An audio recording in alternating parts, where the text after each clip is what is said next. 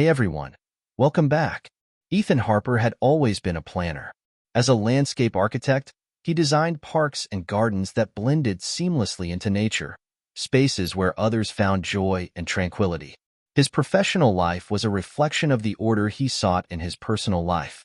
Ethan and his wife, Clara, had been together for 6 years, and for the last 2, they had been trying to conceive. The idea of raising a child had become an anchor for their future, a dream that filled their evenings with playful debates over baby names and plans for the perfect nursery. But all of that changed on a cold autumn afternoon when Ethan sat in his doctor's office. The doctor's words felt surreal. "Ethan, the results indicate that you are infertile." Time seemed to stop. Ethan replayed the words, hoping he'd misunderstood. The doctor explained the results in medical terms: sperm count, motility, but the words blurred into meaningless noise. Ethan's dreams unraveled in an instant. Ethan sat in his car for hours after leaving the clinic, staring at the dashboard. He had always been the problem solver, the optimist, the man with a plan. But this was a problem he couldn't fix. Returning home that evening, he saw Clara preparing dinner, humming to herself as she worked.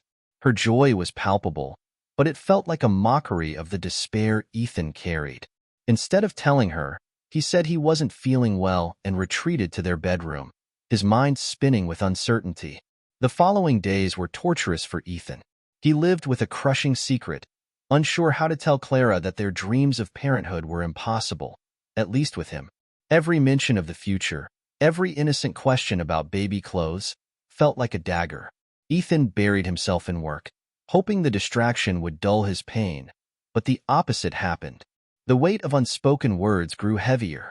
Clara, oblivious to Ethan's turmoil, was more affectionate than ever. She would surprise him with little notes, reminding him of how much she loved him. It made Ethan feel even worse. She deserved the truth, but every time he tried to speak, he faltered. The words felt too heavy, and the fear of her reaction loomed large. Would she leave him? Resent him? As days turned to weeks, Ethan's sleepless nights became filled with haunting thoughts. He replayed their moments together. The first time they met, their wedding day, the times they stayed up late imagining the life they'd build. How could he destroy that? Ethan considered every possible scenario, but no version of the conversation ended without heartbreak. In a rare moment of courage, Ethan decided he would tell Clara the truth. He rehearsed the words, planning to sit her down after dinner. But fate had other plans. That evening, Clara announced she had something important to tell him. Ethan braced himself for the worst. Clara sat Ethan down, her face glowing with excitement. "Ethan," she began, her voice trembling with joy, "I'm pregnant." Ethan's world tilted on its axis. Her words rang in his ears like a cruel joke. He forced a smile, his mind racing for answers. How could she be pregnant? The doctor had made it clear. Ethan was infertile. "Wow, that's amazing," Ethan managed to say, masking his turmoil with a facade of happiness. Clara threw her arms around him, laughing through her tears of joy. Ethan hugged her back, his movements mechanical, as though he were outside his body, watching the scene unfold. Inside, he felt like he was drowning. Clara's announcement threw Ethan into a whirlwind of conflicting emotions. Was there a mistake in his diagnosis? Could a miracle have occurred? Deep down, though, he knew the truth.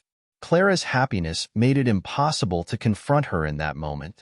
Ethan decided to play along, at least until he could gather more information.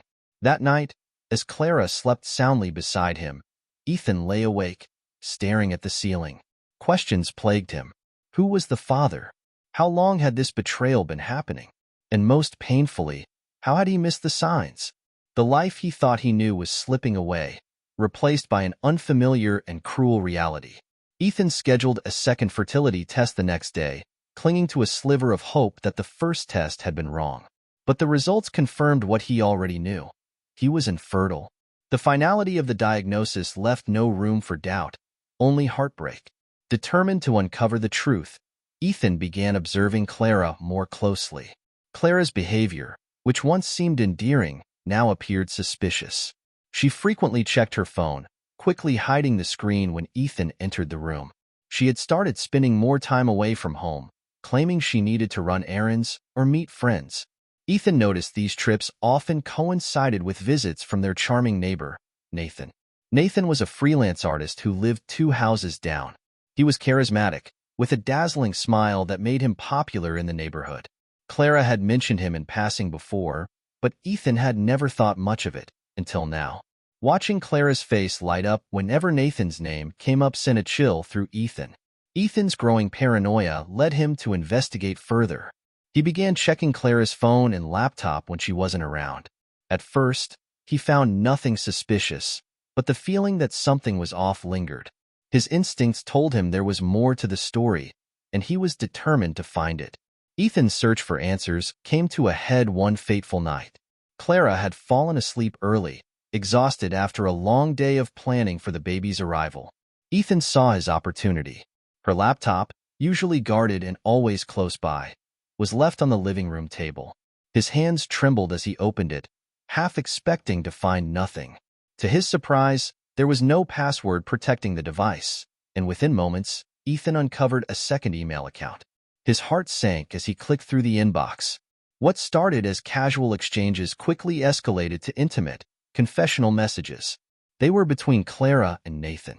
The emails detailed months of secret meetings, shared moments, and growing attachment.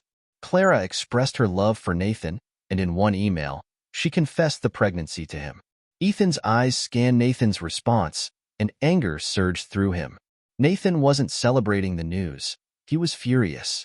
He chastised Clara for letting it happen and made it clear he didn't want to be involved. The correspondence grew increasingly heated, culminating in Nathan asking Clara to figure things out without him. As if that wasn't enough, another email caught Ethan's eye. It was addressed to a lawyer. Clara had outlined her intentions to divorce Ethan after the baby was born, emphasizing her plans to secure full custody and child support. The cold calculation in her words stunned Ethan. She wasn't just unfaithful. She was orchestrating a betrayal so deep it shook him to his core. Ethan spent the rest of the night documenting everything. He took photos of the emails with his phone, ensuring he had indisputable proof. By the time the sun rose, he had a clear plan. Confronting Clara now would only lead to denial and manipulation. He needed to outmaneuver her, ensuring she couldn't twist the narrative to her advantage. The following weeks were a blur of secret preparations. Ethan continued to play the role of a supportive husband, accompanying Clara to doctor's appointments and pretending to be excited about the baby. Inside, he felt like he was dying. Every smile he gave her, every moment he spent by her side, felt like a betrayal of himself. Behind the scenes, Ethan worked tirelessly with his lawyer. He provided all the evidence he had gathered, including the emails and his infertility diagnosis. His lawyer assured him that this information would protect him from any legal obligations regarding the child. Ethan also began discreetly tracking Clara's movements, noting any inconsistencies in her stories. Every detail was ammunition for the confrontation he was planning. Ethan also confided in a trusted friend, Jack, who had always been his sounding board. Jack's outrage mirrored Ethan's own, and his support gave Ethan the strength to endure the charade. "You deserve better than this, Ethan," Jack told him one night over drinks. "She's not just cheating, she's scheming. You need to make sure she doesn't get away with it." Ethan nodded, determined to see his plan through. He knew the confrontation would be explosive, but he also knew it was necessary. Clara's betrayal had turned their marriage into a house of cards, and Ethan was ready to knock it down. The day of reckoning arrived when Clara went into labor. As they rushed to the hospital, Ethan was a picture of calm. He held her hand, reassuring her through the contractions, even as his mind raced with thoughts of what was to come. Clara, blissfully unaware of the storm brewing, clung to him, believing she was about to start a new chapter of their lives together. Once Clara was settled in the delivery room, Ethan excused himself under the pretense of getting coffee. When he returned, he carried an envelope containing his fertility test results and the divorce papers. He placed the envelope on the bedside table and sat down, his expression unreadable. "What's this?" Clara asked, her voice tinged with confusion. Ethan met her gaze, his tone calm but firm. "It's my fertility test results," he said. "I think it's time we stopped pretending Clara's face drained of color as she opened the envelope. Her eyes scanned the document, and she quickly realized the implications. "Ethan, I can explain," she began, but he silenced her with a raised hand. "I also know about Nathan," Ethan continued, pulling out his phone and showing her the photos of the incriminating emails. "I know about the affair, the lies, and your plans for after the baby is born." Tears streamed down Clara's face as she tried to defend herself, but Ethan was unmoved. "I've already filed for divorce," he said, sliding the papers toward her. "You can sign them now, or we can let this get uglier in court. Either way, this ends today." Clara signed the divorce papers that evening, her protests giving way to sobs of defeat. Ethan left the hospital shortly after, leaving Clara to face the consequences of her actions. He returned home, his emotions a mixture of relief and exhaustion. For the first time in months, the weight of deception was lifted from his shoulders. The fallout from the confrontation rippled through their social circle. Friends and family were shocked by the revelation of Clara's affair, and her reputation suffered greatly. Nathan, too, faced the consequences of his involvement. His once thriving art career took a hit as word spread about his role in the scandal. Meanwhile, Ethan focused on rebuilding his life. He finalized the divorce swiftly, ensuring Clara had no claim to his assets. Though the experience had left him scarred, Ethan refused to let it define him.